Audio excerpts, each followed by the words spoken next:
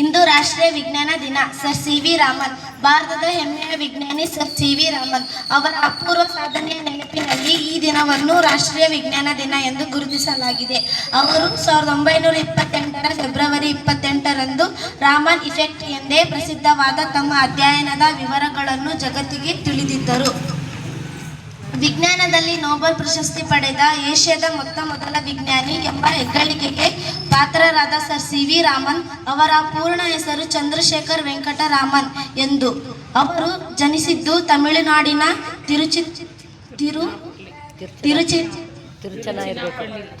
ತಿರುಚನಾಪಳ್ಳಿ.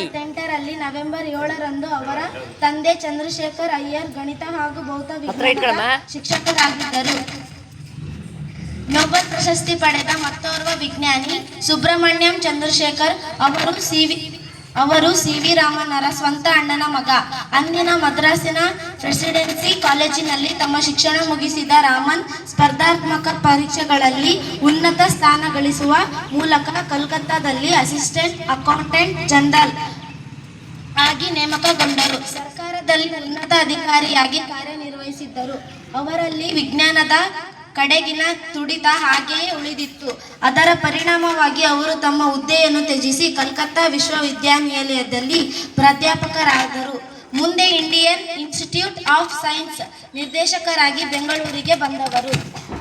ತಮ್ಮ ಕೊನೆಯ ಉಸಿರಿನ ತನಕ ವಿವಿಧ ಸಂಶೋಧನೆಗಳಲ್ಲಿ ಮಗ್ನರಾಗಿದ್ದರು. ಧನ್ಯವಾದಗಳು.